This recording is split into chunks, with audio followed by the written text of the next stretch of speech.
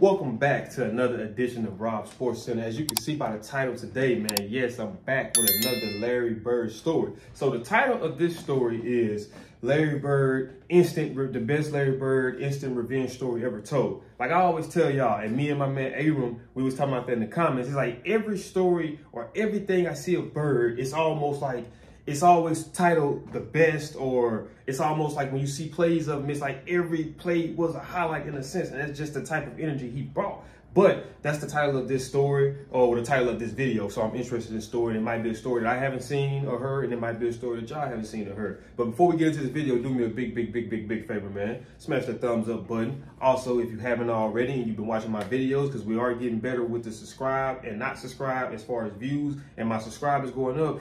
Subscribe if you haven't already, and click that post notification bell. But y'all know how we do over here. I ain't gonna do too much talking. Players underestimated Larry Bird because he looked rather unassuming. So every single time he stepped on the it's like I was trying to find the perfect way of saying like why a lot of people kind of look past him, and I mean looking at him and saying that he didn't look very assuming. You know, it's a good way to term that. You have to earn his respect. I tell a whole lot of people this when they talk about great players and they bring up Larry Bird. I said, listen, the dude couldn't jump, wasn't fast, wasn't athletic. But you look on the score, the score sheet after the game, he got 25, 15 rebounds, 9 assists, a few steals. I said, the dude just knew how to play.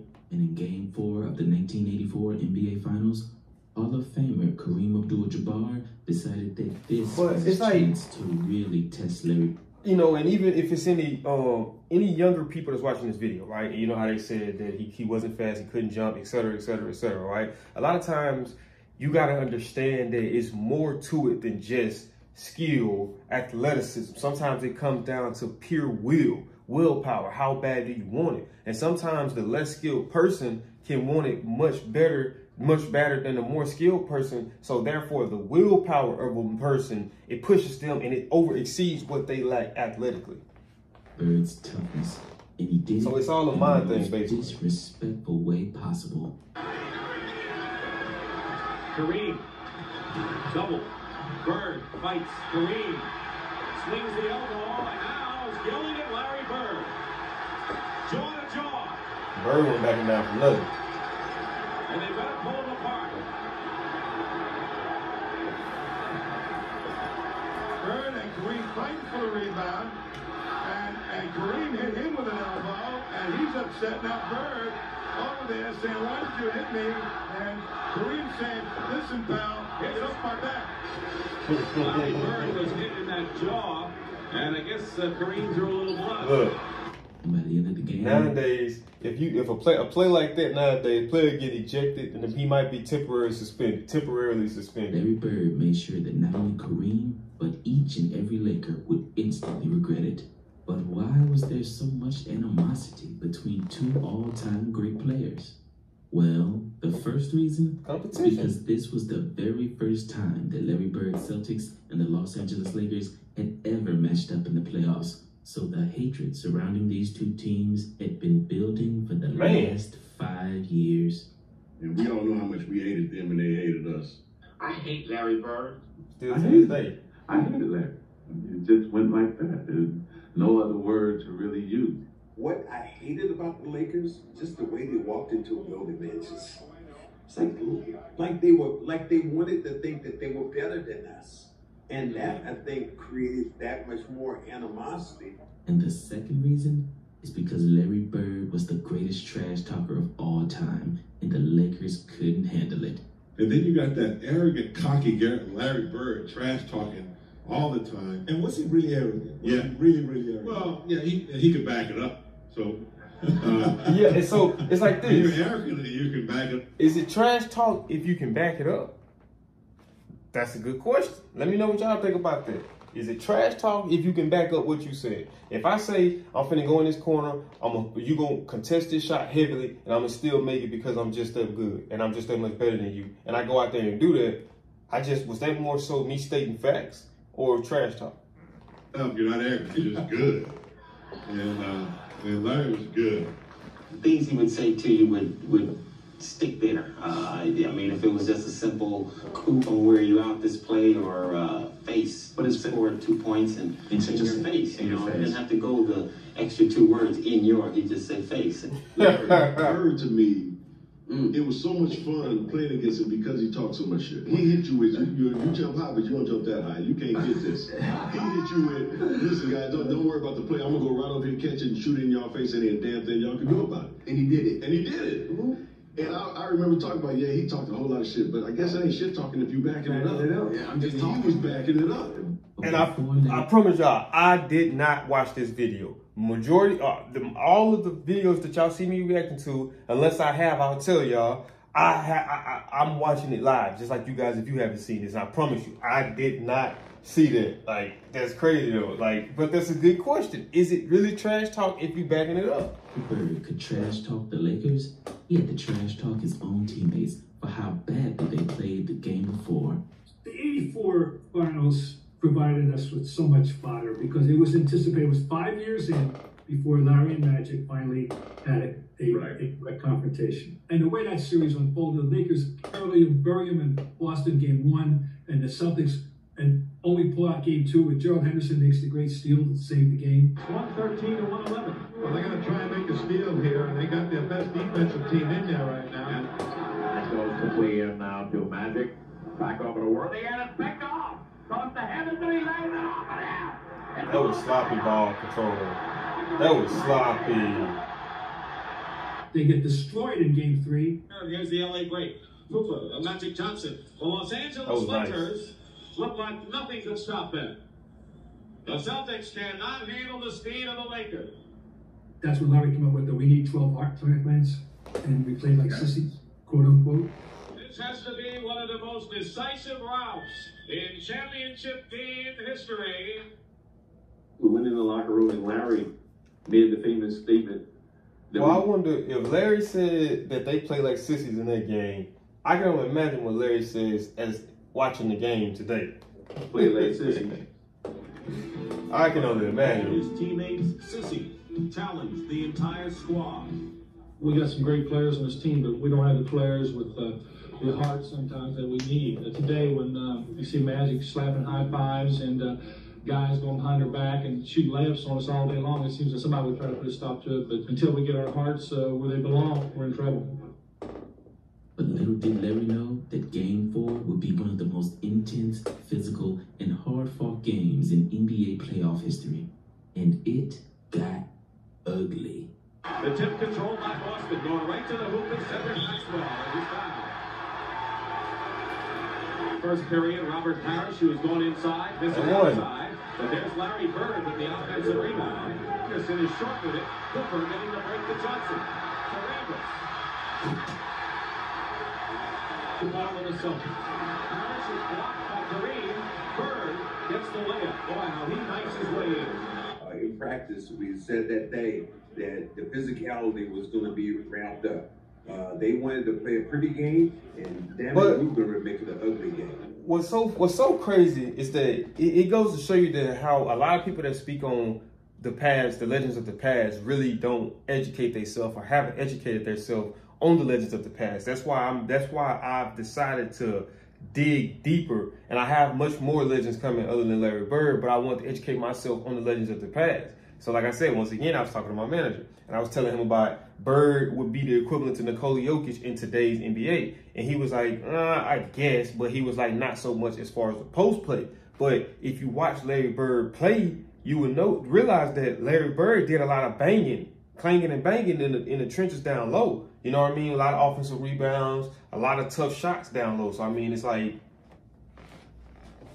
Kareem with McHale guarding, feeds Booker. The Celtics just have not Backed up Michael Cooper into the photographer's lane. As he got the inbounds. I mean, in his defense, he was on him. So...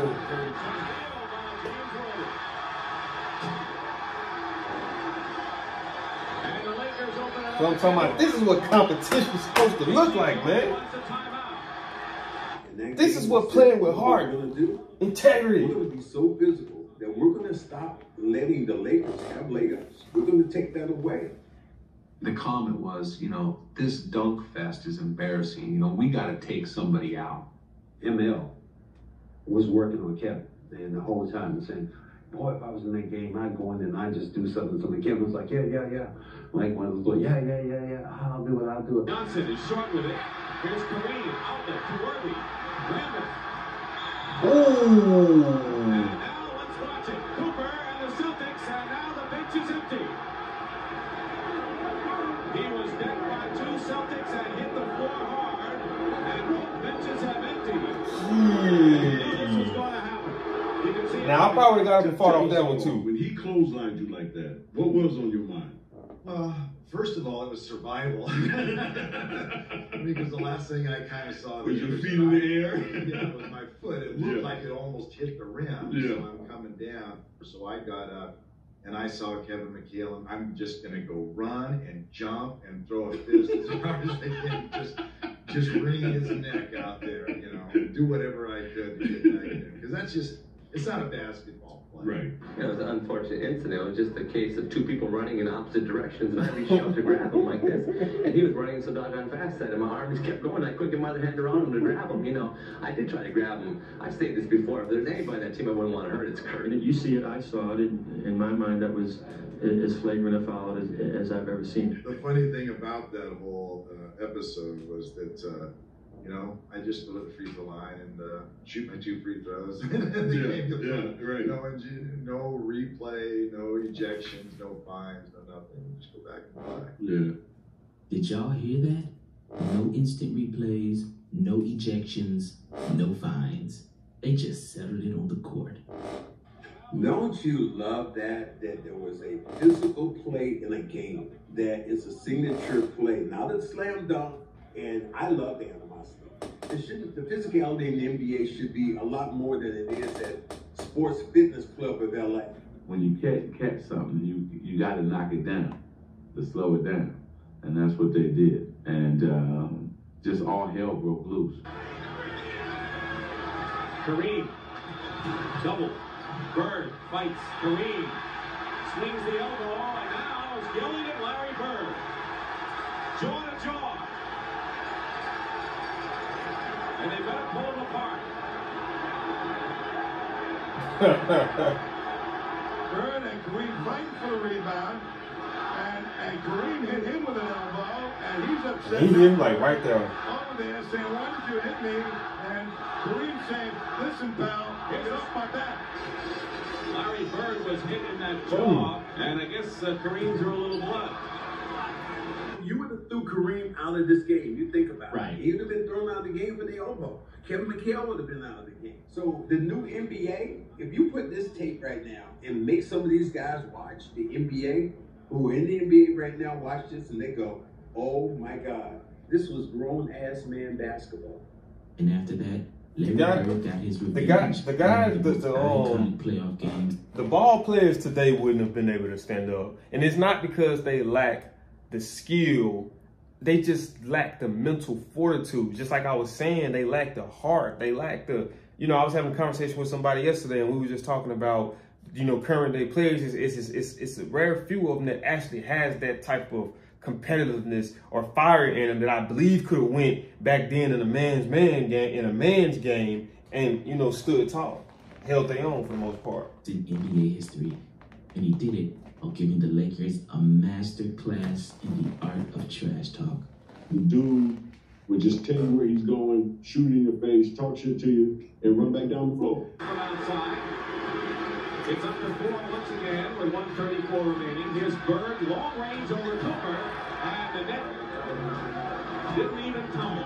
And he did that to us in the finals. He was like, guys, don't worry about it. I'm going right over here into the corner. I'm going to catch the ball, I'm going to shoot it, and ain't shit y'all can do about it. I don't see no lies in it. By the Celtics. Here's Bird going for 2. I don't see no lies. To take this lead. McHale misses. Bird goes up and is fouled. Come on, Kareem. You know that was a foul, Kareem. Don't do that, Kareem. Basketball to me is a psychological game. It's a game that you get into somebody else's head. And you get into somebody else's head because you can talk them out of their game. If you're a real player, you don't let nobody talk you out of the game. Absolutely not. You just go, okay. Oh. All right. I'll see. Bird had 21 and 20.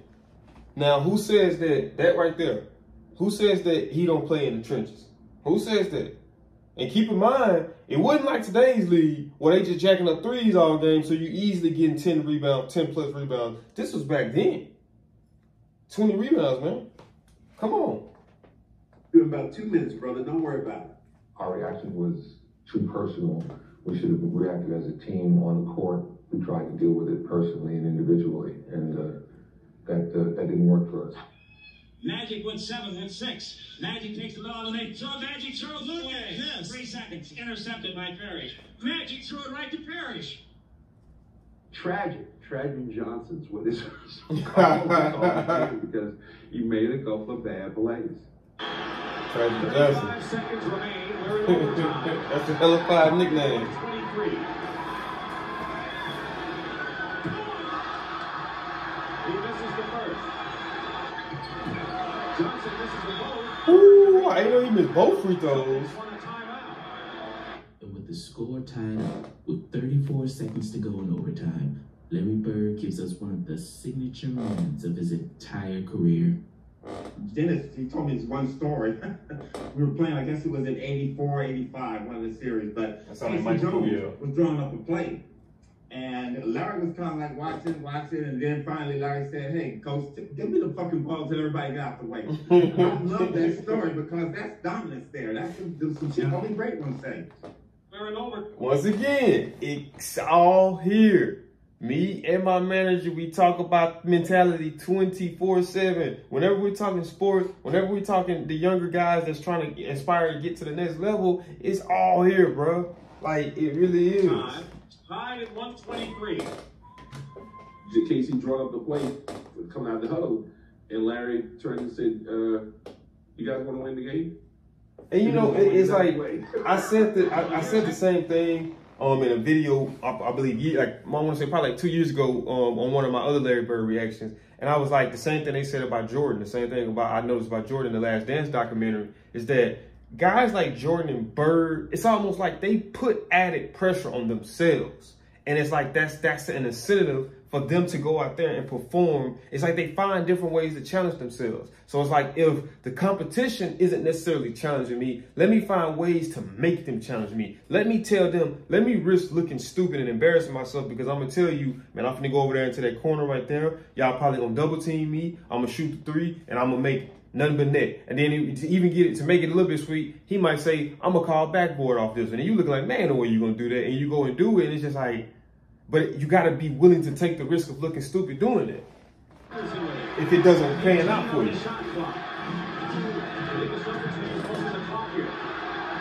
Clearly a steal by Worthy. Dennis Johnson with Cooper all over him. You can't do it. Bird won it, boy. Bird won it, boy.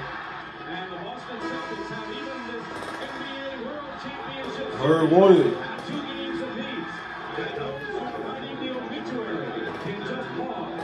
He was just one of those guys that he just had it. You know what I mean? He had it, and I saw it in college, and obviously saw it a whole lot closer when we get a chance to play against the Celtics. He was the biggest trash talker back in the day, but he would back it up. The Celtics won that series, which was Larry Bird's second championship in 5 years. And at that moment, Magic Johnson understood who was really the best basketball player in the sport. Will have been on winning teams in 6 of those 7 years. Is Larry Bird, in your mind, the greatest player in the game today? But no question, he's the best playing right now. He does so many things. He shoots inside, he shoots outside, he can pass, he can rebound. And I think people misunderstand Larry because his awareness and smarts of the game is what makes him, not everything else that he does, but it's just as smart of the game, knowing what to do at what time of the game. And as far as Kareem is concerned, I think it's safe to say that he learned his lesson, because after that, Kareem never disrespected Larry Bird ever again. Who was the best player you played against? The best guy I played against might have been, Larry Bird. The chubby white guy, he wore us out, because this muscle here, the one between his ears, that was his best, because he made the 3-pointers and he had assists and rebounded. steals. He was always at the right place at the right time on the court. You know, one of the great players, you know, I had the opportunity to play against. I didn't want to interrupt Kareem, but what did I say? When I'm telling y'all, this was my first time watching this video, and it was two things that I said, and it eventually ended up coming out later in the video. And these was from, you know, legends. Like, so, like I said, that's what makes, and that's what breaks a lot of people. You got a lot of people who are very talented players, but when you put them in positions where it's time to show up or show out, a lot of them they don't show up, nor do they show out. But you got guys like Bird and Mike that every time that they was put on in that position to make a game-winning shot, to make a game-winning decisions, 9 times out of 10, they came up. They never shied away from it. They always actively engaged it. You see what they said Larry Bird said. They drawing up a play. Man, forget all that. Give me the ball and tell everybody else to get out the way, and I'm gonna do my thing, and I'm gonna put us in position, because that's what great players do, man. So that's the reason, one of the reasons why, that's why I say people need to go and educate themselves before they speak blindly about things and look stupid saying something that they don't really know nothing about. But as you guys can see, that is it for this video, man. If you did enjoy this video, do me a big favor, man. Smash that thumbs up button. Also, if you're new to the channel, make sure you subscribe. Also, if you've been watching my videos and you watch them repeatedly and you haven't subscribed, make sure you subscribe. And make sure that notification bell is on. That way you'll be notified on all things Rob Sports Center. Because like I always say, just like the GOAT Drizzy Drake say, I got these videos dropping back to back. I'll see y'all in the next video.